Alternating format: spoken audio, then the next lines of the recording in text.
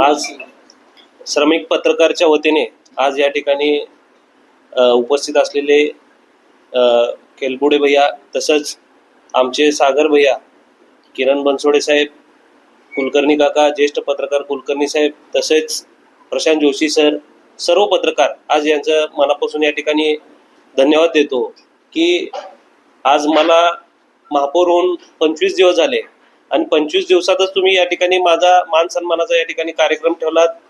प्रथम या ठिकाणी सर्वप्रथम तुम्हाला या ठिकाणी मी धन्यवाद देतो. आणि समाजाचे जे काही आपल्या सोलापूर शहराचे जे काही प्रश्न आहेत, या ठिकाणी अनेक प्रश्न या ठिकाणी प्रलंबित आहेत. त्या प्रश्नाला वाचा फोडण्याचं काम हे पत्रकार असेल, अनेक आमचे लोकप्रतिनिधी असेल, या ठिकाणी आम्ही करत असतो. आणि निश्चित माझ्यावर खूप मोठी शहराची जबाबदारी आहे. ती माझं प्रामाणिकपणे मी या ठिकाणी जे काय आपल्या शहरासाठी आपण करू शकतो ते मी प्रामाणिकपणे या ठिकाणी मी प्रयत्न करणार आहे. आणि आपल्याला माहिती आहे अनेक प्रश्न असतील, या ठिकाणी उद्यानाचे विषय आहेत. आपल्या अनेक सोलापूर शहरामध्ये जे उद्यान आहेत, उद्याने ओस पडलेले आहेत, त्या उद्यानाचा विषय आहे. परत तसेच आपले जे स्मशानभूमी आहेत, स्मशानभूमी देखील या ठिकाणी जवळपास आपल्याला 60 50 स्मशानभूमी आहेत. या ठिकाणी त्या अगेन्स्ट आपल्याला फक्त स्मार्ट सिटीच्या माध्यमातून 14 स्मशानभूमीचं या ठिकाणी सुशोभीकरण करण्यात आलं. पण त्यात बाकीचे जे काय अजून राहिलेले आहेत त्याचे देखील आपल्याला या ठिकाणी काम करायचं एवढं सांगतो. आणि सोलापूर शहरामध्ये स्मार्ट सिटीच्या माध्यमातून अनेक कामं या ठिकाणी झालेले आहेत, पण त्याचं मेंटेनन्स न होता त्या ठिकाणी मेंटेनन्स कसं केलं पाहिजे झोनच्या माध्यमातून, जोपर्यंत झोन निर्मिती होत नाही. मी जेव्हा महापौर झालो मला एकच कारण का मी हातवाड भागातून मी या ठिकाणी निवडून आलो. गेले 4 टर्म झाले मी हातवाड भागाचं त्या ठिकाणी प्रतिनिधी करतो. समाजातले जे काही शेवटचे बारीक सारीक जे गोष्टी आहेत ते मला सर्व ज्ञात आहेत. आपला सोलापूर शहर, सुंदर सोलापूर शहर आपल्याला जर करायचं असेल तर झोन निर्मिती होणं हे गरजेचं होतं. म्हणून एकच झोन, जवळपास एक प्रभाग 4 झोन मध्ये वाटला गेला होता. त्या ठिकाणी मी जास्त काही न बोलता कामावर भर कसं देता येईल म्हणून या ठिकाणी आम्ही झोनवर या ठिकाणी प्रेशराईज करून सोलापूर शहरातले पहिला झोन सक्षमीकरण या ठिकाणी केलं. आणि झोन सक्षमीकरण करून एक प्रभाग एक झोन अशा पद्धतीने कामाची वाटचाल त्या ठिकाणी चालू केली. आणि आता निश्चित आपले जेवढे काही कामं सोलापूर सिटीच्या माध्यमातून, स्मार्ट सिटीच्या माध्यमातून या ठिकाणी झालेलं आहे, त्याचं मेंटेनन्स असेल, त्याचं स्वच्छता असेल, आज धुळीचं प्रमाण आपल्या सोलापूर शहरामध्ये जास्ती प्रमाणात आहे, त्याचा विषय असेल. डिवायडरमध्ये आज आपल्याला बघतो सोलापूर सुंदर सोलापूर, स्वच्छ सोलापूर आपण म्हणतो, पण अनेक डिवायडरमध्ये या ठिकाणी झाडं आपण मध्यंतरी लावलेले होते तेही देखील या ठिकाणी नसल्यासारखे आहेत. तर कुणाला आपण संस्थेला या ठिकाणी काय टॅक्स बेनिफिट देऊन शास्ती फी असेल, शास्ती फीच्या माध्यमातून आपण शास्ती फी दरवर्षी 50% माफ करतो.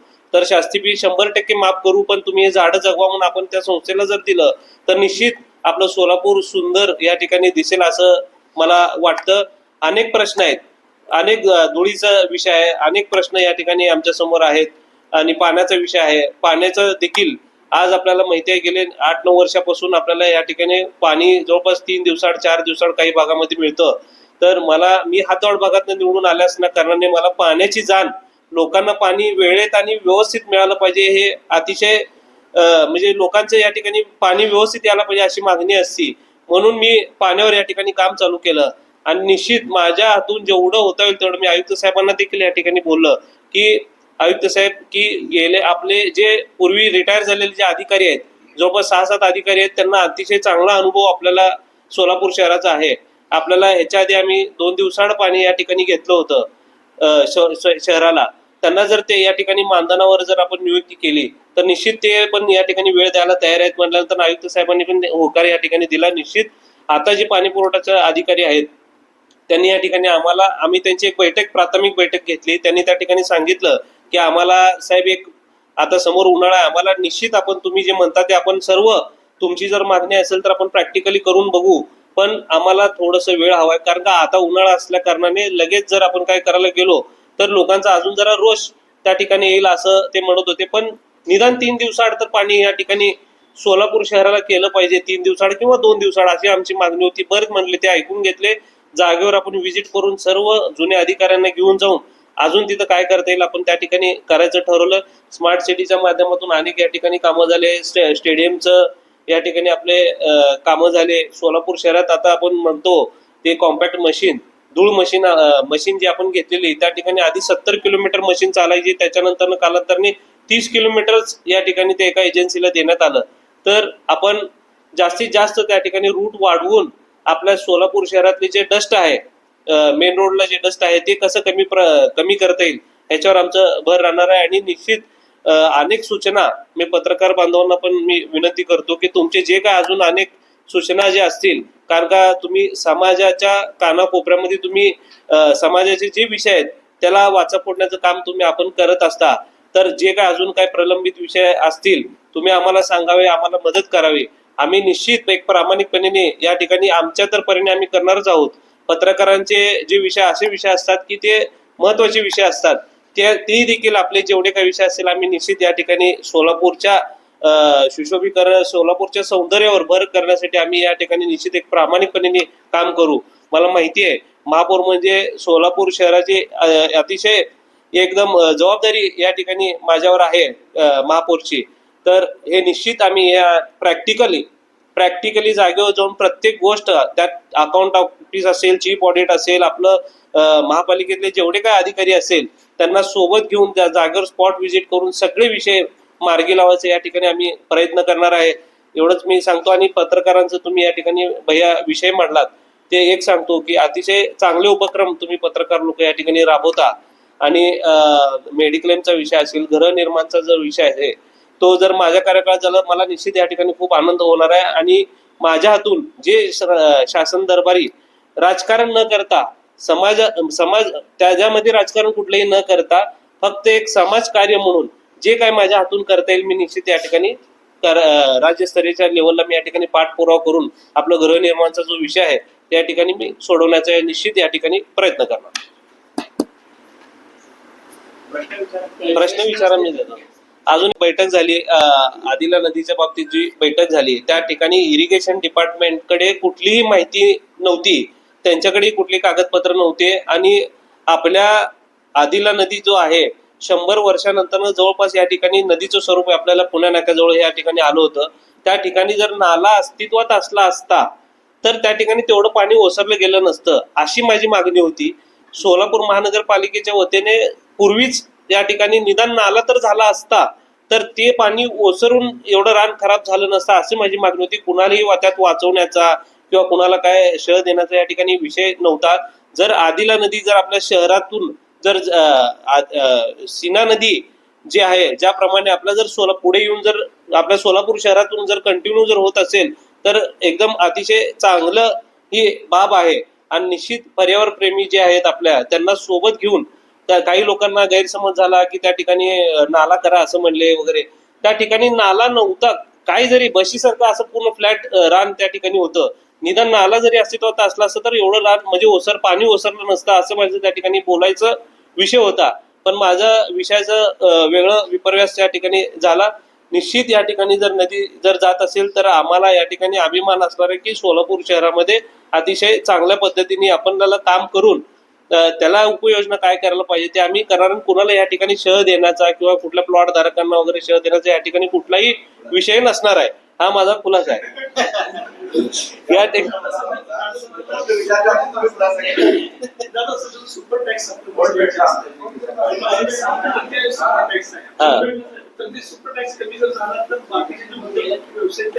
आता प्रशासनाच्या माध्यमातून मध्यंतरी सुपर टॅक्सचा विषय घेतलेला होता. सुपर टॅक्स मंजूर केलं सोलापूर शहरासाठी असं म्हणतात, पण अजून त्याची इम्प्लिमेंटेशन झाली नाही.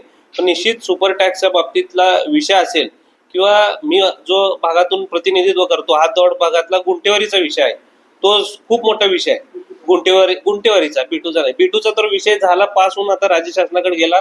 आमदार साहेब, पालकमंत्री हे सर्व आपले देवेंद्रदा वगैरे त्या ठिकाणी पाठपुरावा करून बावनकुळे साहेबांकडून ते करत आहेत. आता त्यांच्याकडनं कलेक्टर साहेबांकडे या ठिकाणी जर हे आलं तर निश्चित आपल्याला या ठिकाणी सोलापूर शहराची जेवढे काही बिटूची जमीन आहे ते A1 सत्ता प्रकारे एक होऊन सर्व नागरिकांच्या या ठिकाणी जमिनी त्यांच्या नावावर होऊन त्यांना भविष्यात त्या ठिकाणी कर्ज प्रकरण असेल हे सगळे विषय या ठिकाणी होणार आहेत.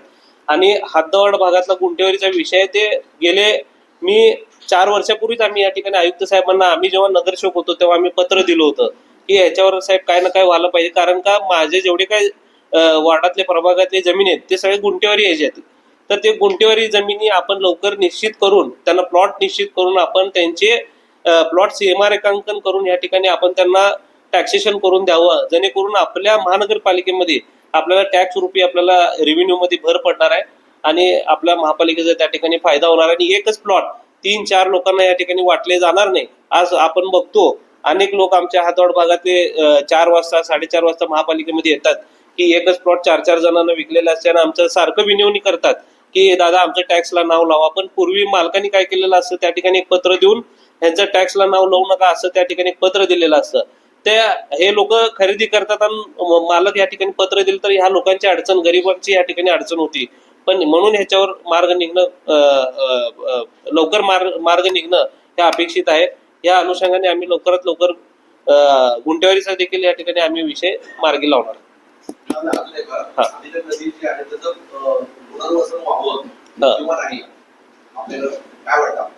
पुनर्वसन व्हावं हे 100% बरोबर आहे. इरिगेशन डिपार्टमेंटकडेच कुठलं काय नाही आहे त्या ठिकाणी. इरिगेशन डिपार्टमेंटकडे ऐका एक सांगतो, इरिगेशन डिपार्टमेंटकडे आपण किती पाणी घेतो आणि किती पाणी सोडतो, सोडल्यानंतर आपली महापालिका ज्या ठिकाणी ती उपयोजना करते ना त्या ठिकाणी आतापर्यंत 100 वर्षात त्यांनी असं प्रसंग या ठिकाणी आला नव्हता. आणि जे काही त्या ठिकाणी योग्य सोलापूर शहरासाठी जे काही योग्य व्हायला पाहिजे त्या ठिकाणी व्हायला पाहिजे. 1832 मध्ये जे गॅजेट आहे त्या गॅजेटमध्ये संदर्भ आहे आधी नदी कुठून वगैरे कुठे जाऊन मिळते. 1832 गॅजेट सांगत असेल त्या आधारावर सगळ्या गोष्टी होत असतील तर इरिगेशनच्या सांगण्यामध्ये तुम्ही अमान्य करणार का की आधीच्या नदी कमी कमी नाला म्हणून तर पुनर्वसन करणं किंवा त्याचं दुरुस्त करणं योग्य आहे. म्हणजे इरिगेशन हे ऑथराईज झालं ठीक आहे, पण कुठंपर्यंत तुम्ही त्या सगळ्या गोष्टी मान्य करणार का? इरिगेशन डिपार्टमेंटकडे आता सध्या ऐका एक सांगतो साहेब, पाटबंधारे खात्यांकडेच आता त्यांच्याकडे आपण किती पाणी उचलतो किती पाणी सोडतो हेच रेकॉर्ड नाही आहे. मला काय म्हणायचं माहिती आहे का, आणि आपल्या खालच्या भागामध्ये त्या ठिकाणी नाला देखील नाही आहे किंवा जे सीना नदी जर जात असेल त्याचं जे जाण्याचं जे डायरेक्शन असेल ते देखील नाही आहे. पण निदान आपलं काय ना काय त्या ठिकाणी टिप्टिंग तर केलं पाहिजे, डेप्थ करून आपण जमीन उकरून त्या ठिकाणी काय ना काय केलं पाहिजे. निदान जेवढं पाणी येतंय त्याला वाट तर मिळाली पाहिजे. आज तुम्ही परवा दिवशी बघितलात की पाणी येऊन सगळं अक्षरशः रान पूर्ण भरून लोकांच्या घरामध्ये या ठिकाणी पाणी गेलं. पाणी जे आलं ते नदी पात्रामध्ये असलेल्या अतिक्रमणाच्या घरामध्ये पाणी आलं, पण पाण्याच्या नदी पात्राच्या पाण्यामध्ये अतिक्रमण झाले असं म्हणायचं का? नदी पात्राच्या पाण्यामध्ये जर काहीतरी जर झाले असेल तर निश्चित त्या ठिकाणी आपण महापालिकेला आपण ऍक्शन घ्यायलो. त्यात कुणाला वाचवण्याचा विषय नाही आहे. सोलापूर शहराला चांगल्या पद्धतीने या ठिकाणी चेनलिंग व्हायला पाहिजे अशा पद्धतीने आपण त्या ठिकाणी काम करणार. ह्यात कुणाला मी एकच सांगतो, त्यात परत राजकारण होते की कुणाला वाचवण्याचा विषय नाही आहे. सोलापूर शहराच्या सुंदरतेमध्ये जर भर पडत असेल तर निश्चित त्या ठिकाणी नदी असेल किंवा सीना नदीचं जे काय हे आहे वाट जे आहे ते व्हायला पाहिजे तेवढं. हा सर,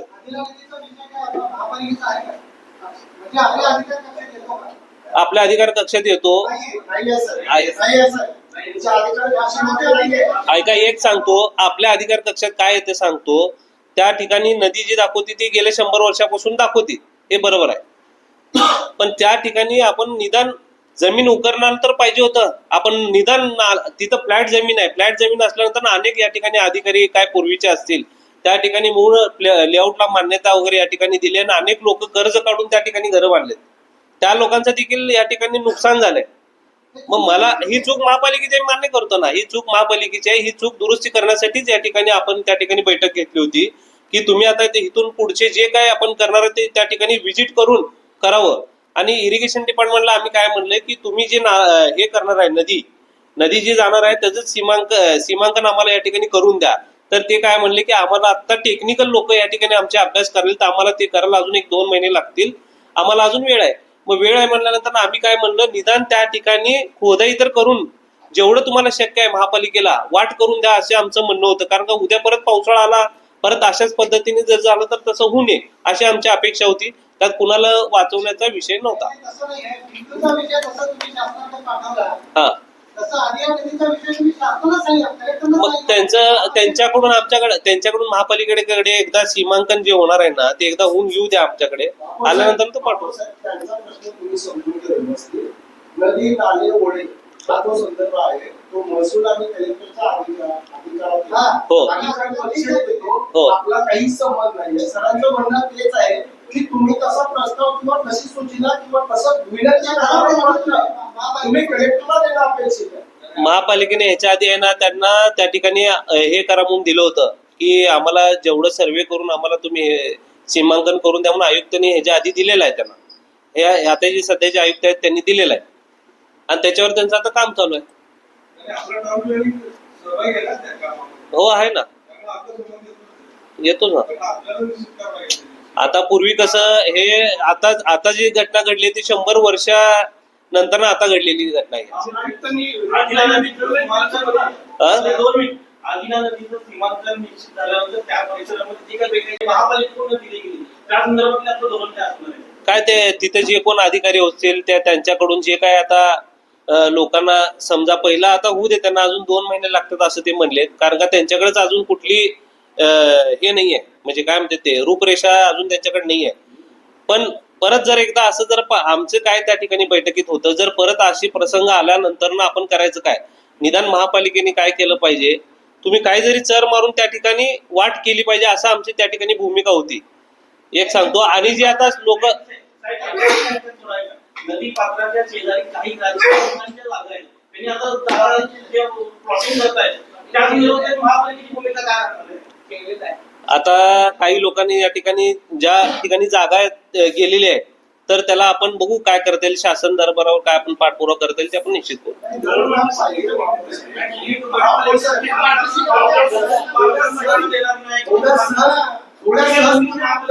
आमची इच्छा एकच आहे, त्या ठिकाणी सोलापूर शहराचा जो काय विकास आहे, आता नदी आहे, पर्यावरण प्रेमींच्या आम्ही या ठिकाणी बैठक घेऊन त्यांचा जो गैरसमज झालेला आहे त्या ठिकाणी आम्ही गैरसमज काढणार. त्या ठिकाणी जर नदी असेल तर नदी व्हायला पाहिजे.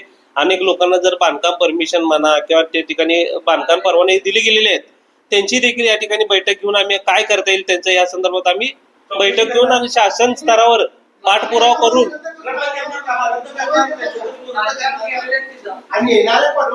पहिला आम्हाला एक सांगतो, काही लोकांनी त्या ठिकाणी जवळपास 12 मीटर 15 मीटर सोडून त्या ठिकाणी घरं बांधलेली आहेत. काही लोकांना प्लॉटची परवानगी 12-15 नागरिकांची चूक नाही, बिल्डर आणि राजकीय लोकांनी ज्यांनी प्लॉट पाडले त्यांच्या चुके त्यांना तुम्ही जबाबदार धरायला पाहिजे. ठीक आहे, बरोबर आहे. ते नोटीस दिलेत नोटीस.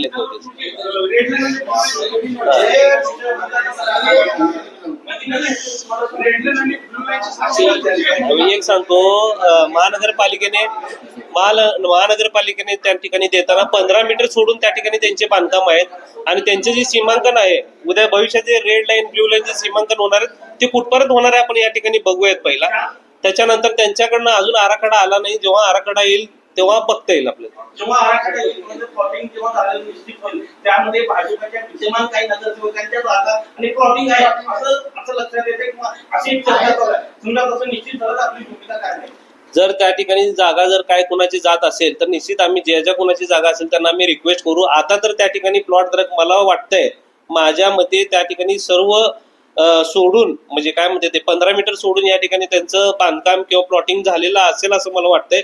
जर काय नसेल नदीला कुठेही आम्ही आडवं येणार नाही. जर अजून नदीचं डायरेक्शन त्या ठिकाणी नाही आणि त्या ठिकाणी देताना रेड लाईन आणि ब्ल्यू लाईन हे त्या ठिकाणी आखून देणार आहे. जर ब्ल्यू लाईनच्या आत असेल तर त्या ठिकाणी ते वाचणार आहेत. रेड लाईन असेल तर त्यांना आम्ही रिक्वेस्ट करू की इथं या ठिकाणी नदी या ठिकाणी नदी व्हायला पाहिजे.